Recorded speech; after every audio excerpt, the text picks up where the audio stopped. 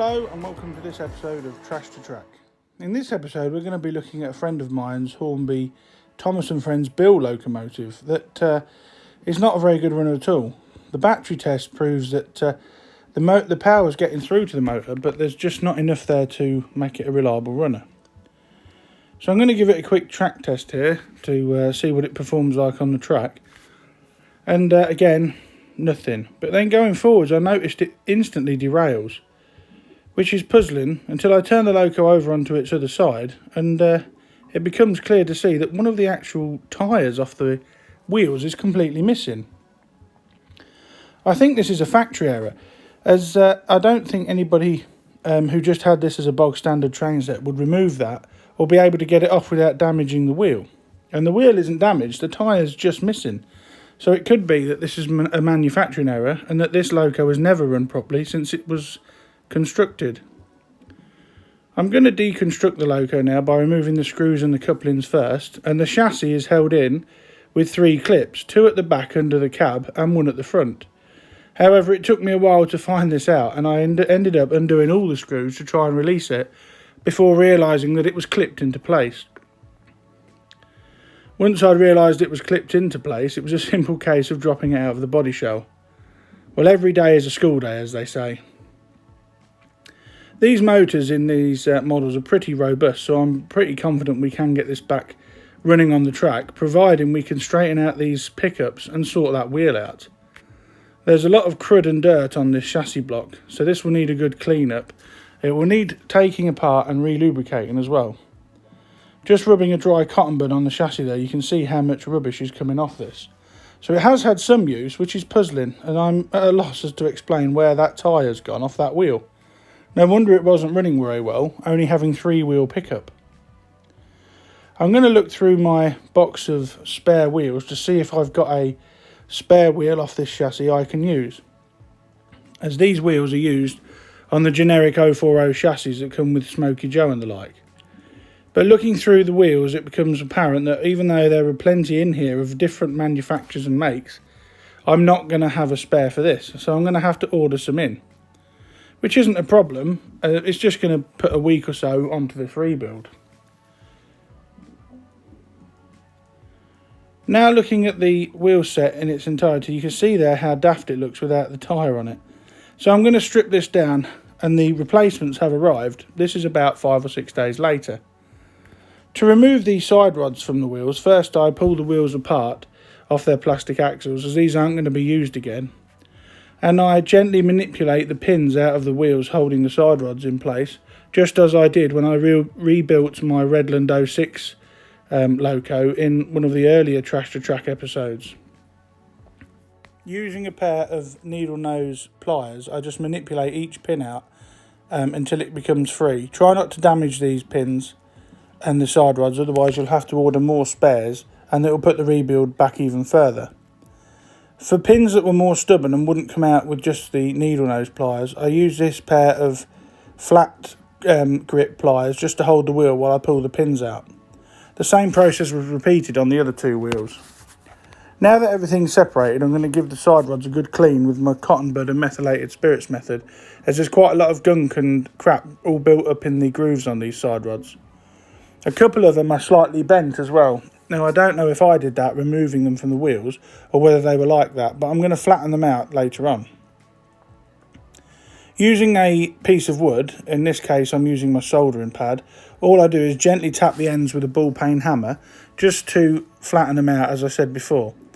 Don't go overboard with this, you don't want to bend them or kink them, just flatten them out so they're nice and straight. This one appears twisted as well, so using the same pair of pliers, I put them in both ends of the pliers and then just gently twist it until it's nice and level again. That can be reused and will save buying more spares. Always hammer onto a softer surface, as if I'd have done this onto the metal I could have ended up damaging the side rods even more. Now I'm going to strip this down and remove the 2 motor brackets using a small cross-headed screwdriver, just to clean the worm drive and get any fluff and gunk that's built up inside of this. As I said, the motor itself looks pretty good condition. It's just dry with no lubrication, and any lubrication that is present has gone hard over time.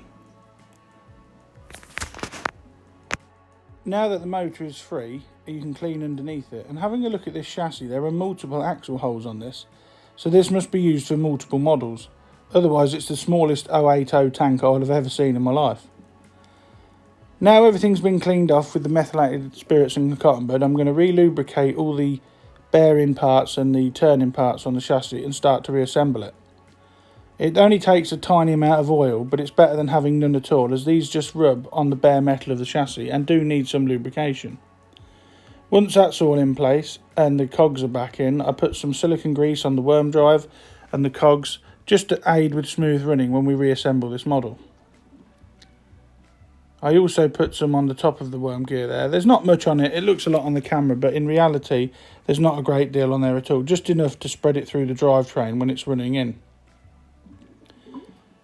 I also add a small amount of oil to the silicone grease just to soften it a little bit more and make it easy to transfer through. And I also oil the bearing and shaft points on that motor there. Now we can start to reassemble the model. As on there you can just see there are two plastic washers that fit on that motor mount there. Try not to lose these, as these space the motor mount out and also stop it from short circuiting if it comes into contact with any of the wires. The rear mounting plate doesn't have these, this just screws straight into the metal chassis. Do not over tighten your screws, as I say all the time, as you don't want to end up breaking or de-threading them.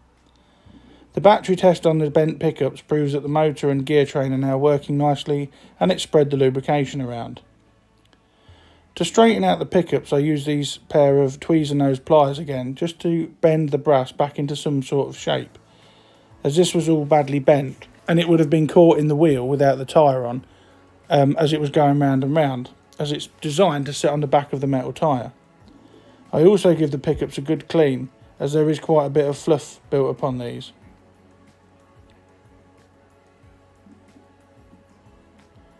Now that that's done, I'm going to put the base plate here and give that a quick clean over.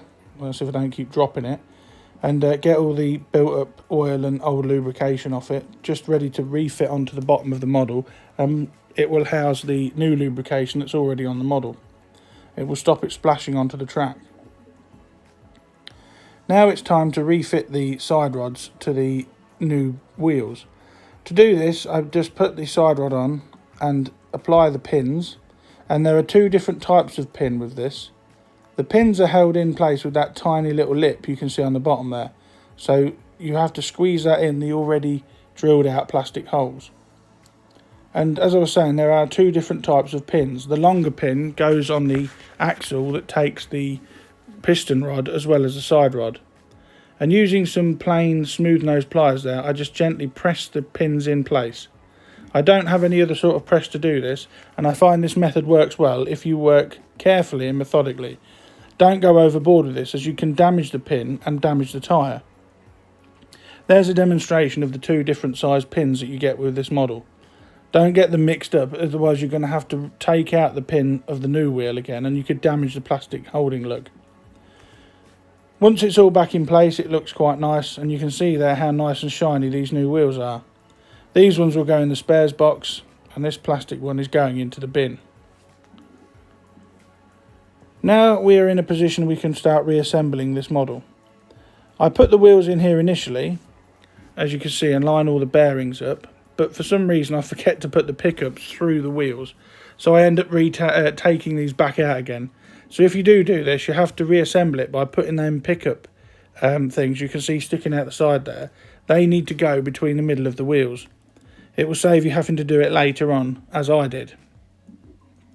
Anyway, when the wheels are in place properly, as you can see there, I add a tiny amount of modelling oil just to the brass bearings and axles, and you can see there that the wheels sit in the first and third axle holes that are drilled into this chassis. Now that the pickups are in the correct place, the chassis plate then goes on first. This has to go underneath the pickups and over top of the wheels, and then the pickups clip into small plastic lugs that are moulded into this chassis plate.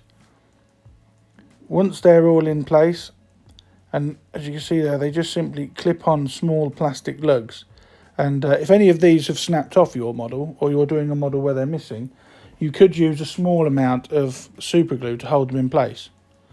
Ensure that the pickups are all lining up with the backs of the wheel treads, and then once they're in place you can fold down the keeper plate there and then reapply the screws. Again, when reapplying the screws on any model, do not over torque them, as you can de-thread them and actually end up breaking the plastic or indeed the screw head. Now that that's all in place, it's time to give it a quick test, and I'm pleased to see that everything is running well and it's picking up off all four wheels now. At least this is running a lot better than it was when we first started to give it the battery test. Now time to reassemble the model, and the first thing we're going to do is give everything a quick wipe over with some baby wipes. I find baby wipes invaluable for cleaning body shells like this sometimes, as they are sensitive because they're made for baby skin and they don't take off any paint finish, but they do remove 90% of the grime. They really are a useful tool for a modeller's toolbox. Giving the body shell a quick rub over, and it does come up quite nice, and all the marks on it from its play wear seem to come off nicely, and the paintwork's got a nice sheen to it now. It is quite difficult to get into all the nooks and crannies, so I do resort to a damp cotton bud just to get in the sides there. Now it's time to reassemble the body shell, and I put these two screws back in that I had no reason to take out in the first place when I was investigating how to remove the chassis from this model. These simply hold the body shell front onto the chassis plate, and I needn't have removed these. But as I said earlier, this was a real school day, this model, and it taught me a lot. Once the representations of the cylinder blocks in place, you can upend the model and then put the chassis back into the body shell, simply clipping it back in place. The plastic on the chassis plate is quite firm, so you may need to persuade it into position like I'm doing here with a pair of long nose pliers. Then once it's all aligned, again the cylinder block goes on, and that is a simple push fit, and it is held in place with the screw that also holds the front coupling in place. Do not over tighten this screw, especially as if you put this in all the way, you won't have any way of putting the front coupling back on, as the NEM coupling hook thing hooks around the actual screw. I've also found some new couplings for this model, complete with their coupling hooks. One of them is simply a push fit into the back there, and as I said, the front one clips around the screw. Once it's in place, just tighten the screw gently to hold the cylinder block and the coupling in place. Now we're going to give it a quick battery test to make sure all our work has not been for nothing, and Bill is now running lovely on a section of straight track. Just a quick rebuild this time, as it didn't take a lot, but I thought it was worth showing, as we had to remove the side rods, and also how the wheel had been either mismanufactured or the tyre had been removed at some point in the past. So this is what we started with: a very grubby and non-running Bill loco that was missing one of his metal tyres on his wheels, which led to derailments. And this is what Bill looks like now. All the grubbiness has been removed with baby wipes. It's got 2 new fresh axles, 4 new wheels, and has been rebuilt completely and re-lubricated, ready for another few years service on the children's layout that my friend has got. So now that it's been completely rebuilt, I'm going to give it a thorough running in on my son's DC layout on a variety of stock. First off, we leave Bill running for a few minutes with some Mark 1 coaches that he manages to pull 3 around my son's layout, and then I put him on some good stock. And once I'm happy that he's ran in, I'll be returning it to my friend. Thanks again for watching Trash to Track. I know it was only a short one this time, but believe me, the next rebuild that's coming up is a lot more involved. If you've got an engine you'd like to see featured on Trash to Track, please email me at dansmodelrailways@gmail.com, and we'll investigate getting sent over and repaired, ready to feature on a future episode of Trash to Track. Thanks again for watching. Please like, share and subscribe for more content coming soon, and I'll catch you in the next one. Bye for now.